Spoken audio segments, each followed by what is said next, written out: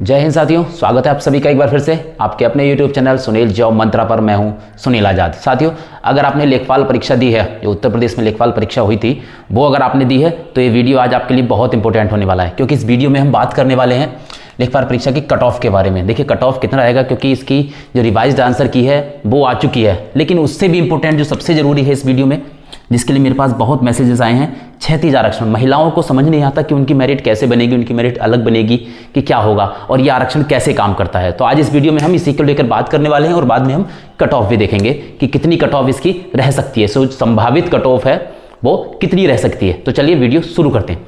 देखिए सबसे पहले हम वीडियो में बात कर लेते हैं इसमें कितने पद थे इस वैकेंसी में। आप सभी लोग जानते हैं कि इस वैकेंसी में 8085 पद थे, जिसमें कि देखिए यूआर अनरिजर्व कैटेगरी के, या आप जनरल कह लीजिए या अनरिजर्व कैटेगरी कह लीजिए, इसके 3271 पद अनरिजर्व के थे। एससी के 1690 थे, एसटी के 152, ओबीसी के 2174 और ईवीएस के ईडब्ल्यूएस के हमारे 798। ये टोटल मिलाकर हो जाते हैं हमारे 8085। अब देखिए फीमेल का, क्योंकि हाई कोर्ट और माननीय सुप्रीम कोर्ट के भी आदेश थे यूपी में 20% आरक्षण के लिए महिलाओं के लिए, तो उसी के अनुसार 8085 का लगभग 20% बैठता है हमारा 1604। तो 1604 पद हमारे फीमेल के लिए है, महिलाओं के लिए रिजर्व हैं। अब ये देखिए इनसे अलग नहीं है, जिस तरह से इनका रिजर्वेशन है, एससी का 1690 है, एसटी का 152, उस तरह से नहीं है। ये इसी में इन्हीं कैटेगरी में ये हमारे 1604 पद भरे जाने हैं। ये जो 1604 पद हैं वो इन्हीं कैटेगरीज में भरे जाने हैं, जो भी ये कैटेगरीज बटी हुई हैं, क्योंकि महिलाएं अपनी कैटेगरी में ही जाएंगी। ये सीधा सीधा नोटिफिकेशन में लिखा हुआ है। अब देखिए काम कैसे करता है। तो देखिए साथियों, हमारे देश में दो तरह का आरक्षण कार्य करता है, एक लंबवत आरक्षण, ठीक है, इस तरह से, और एक हमारा क्षैतिज आरक्षण।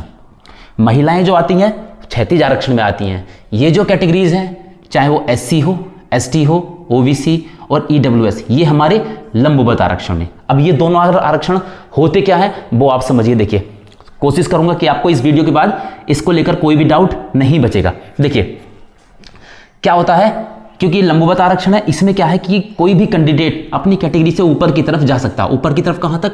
रिजर्व तक, अनरिजर्व कैटेगरी तक जा सकता है, लेकिन क्षैतिज में नहीं। क्षैतिज में वो अपनी ही कैटेगरी में रहेगा। देखिए कैसे, हम एक लेखपाल परीक्षा का ही एग्जाम्पल लेकर चलते हैं। लेखपाल परीक्षा में देखिए 2 लाख से ज्यादा बच्चे बैठे हैं, आप सभी जानते हैं।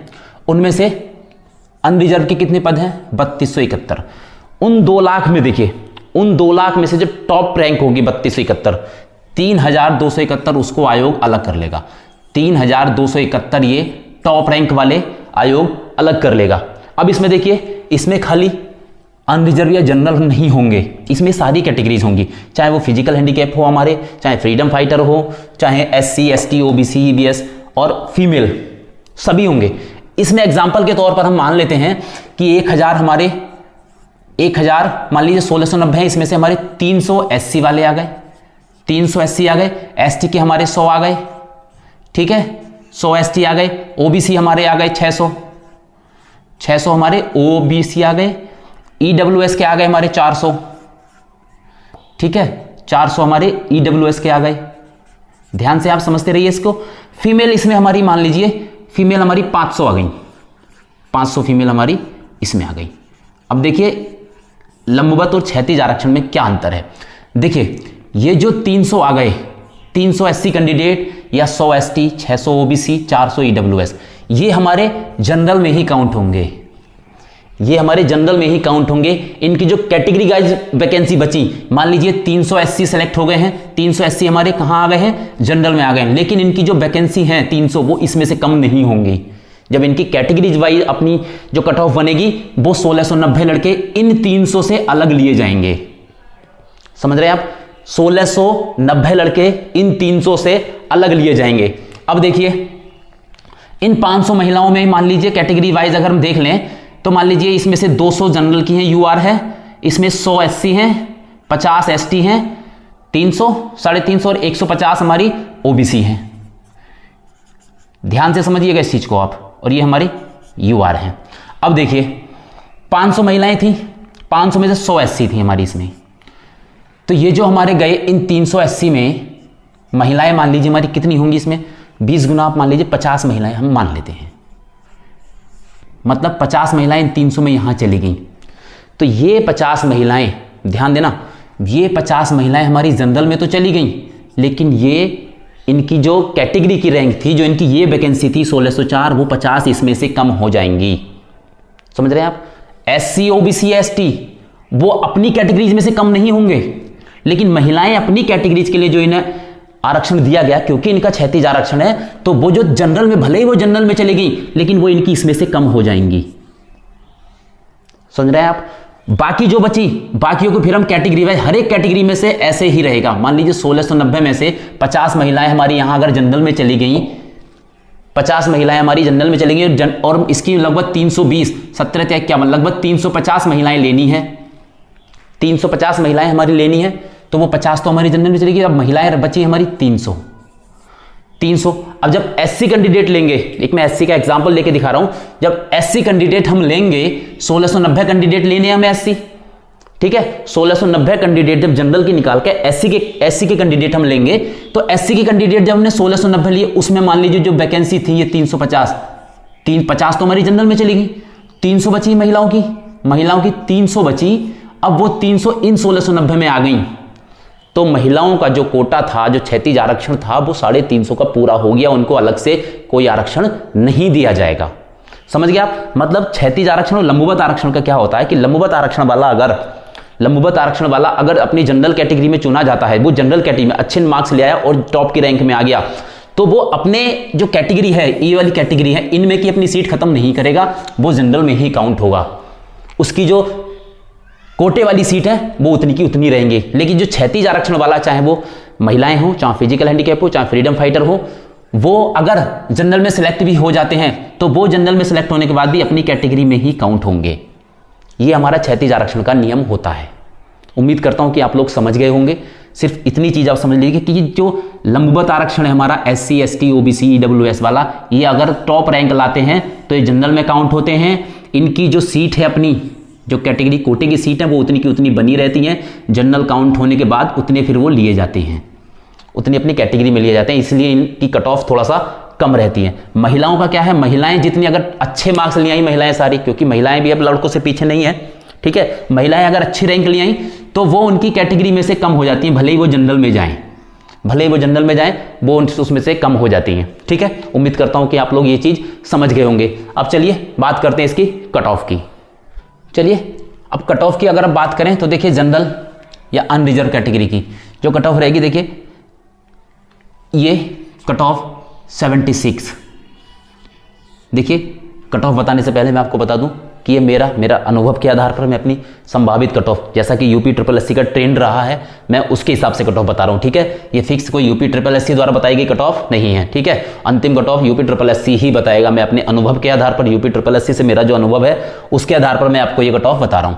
देखिए 76 यूआर की, अगर आपके 76 बन रहे हैं, 76 प्लस है, तो आप अपने आप को, और ये कट ऑफ, हाँ एक बार बताओ, ये कट ऑफ हमारी डीवी के लिए है, फाइनल सिलेक्शन के लिए नहीं है, डीवी के लिए है। क्योंकि डीवी में देखिए लगभग दुगने बच्चे बुलाए जाएंगे। 8000 वैकेंसी है तो 8000 का 16,000 भी नहीं तो कम से कम 15,000 बच्चे आप मानकर चलिए कि बुलाए जाएंगे। और 15,000 एक संख्या जो होती है काफी होती है, 15,000 संख्या काफी होती है। तो 76 प्लस माइनस इसमें आप 2 कर लीजिए।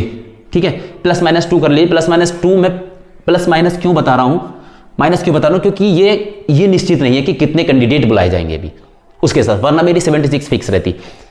कैंडिडेट हमारे कितने बुलाए जाएंगे, कम भी बुला सकता है आयोग और थोड़े ज्यादा भी बुला सकता है। ठीक है, ये आयोग पर डिपेंड करेगा, क्योंकि देखिए कई एग्जाम के रिजल्ट पेंडिंग है, जैसे लोअर पीसीएस वाला हो गया, और भी कई एग्जाम पेंडिंग है जिनके रिजल्ट्स आने, क्योंकि रिजल्ट्स आ गए तो वो बच्चे वहां चले जाएंगे। ठीक है, वो लेखपाल में फिर नहीं आएंगे। तो ये उस चीज पे भी डिपेंड करेगा कि इसके रिजल्ट से पहले आयोग कितने रिजल्ट जारी करेगा। अभी हम इसके रिजल्ट पर भी बात करेंगे कि कब संभावना है कि इसका रिजल्ट आ सकता है। चलिए, जनरल यूआर कितनी होगी, देखिए ओबीसी भी लगभग सेम ही रहेगा, ओबीसी भी सेम ही रहेगा। ईडब्ल्यूएस का आप मान सकते हैं, ईडब्ल्यूएस भी मेरे हिसाब से सेम ही रहेगा। ठीक है, जैसा कि यूपी ट्रिपल एससी के जितने भी एग्जाम अभी तक देखे हैं वो तीनों ये लगभग बराबर ही रहते हैं, ये तीनों लगभग बराबर ही रहते हैं। ठीक है, एक आध नंबर का आप अंतर मान सकते हैं, क्योंकि ईडब्ल्यूएस जो क्या है, जनरल वाले लड़के हैं वो अपनी कैटेगरी में जैसा लंबवत आरक्षण इनको मिला हुआ, मैंने बताया कि जो अच्छे मार्क्स लेने वाले आएंगे वो जनरल कैटेगरी में चले जाएंगे। तो ईबीएस की 1 या 2 नंबर इसमें से आप मान सकते हैं 74 या 75 तक का, लेकिन मैं मानकर, क्योंकि अभी तक जैसा ट्रेंड रहा है यूपी का, वो इतना ही रहा है कि ये तीनों कैटेगरी हमेशा बराबर ही रहती है। एससी का अगर आप 70 है तो अपने आप को सेफ मानकर चलिए एससी में डीवी के लिए, ठीक है। डॉक्यूमेंट्स वेरिफिकेशन के लिए आप अपने आप को 70 पर सेफ मानकर चलिए। देखिए फाइनल कट ऑफ हमारा जब डॉक्यूमेंट्स वेरिफिकेशन में एक आइडिया लग जाएगा कि कितने कैंडिडेट बुलाए जा रहे हैं, ठीक है, और उससे पहले कितने रिजल्ट आ जाएंगे उसके बाद ही बताएंगे फाइनल कट ऑफ का, अभी नहीं। एसटी में आप 64 फ्रीडम फाइटर, देखिए फ्रीडम फाइटर की आप मान के चलिए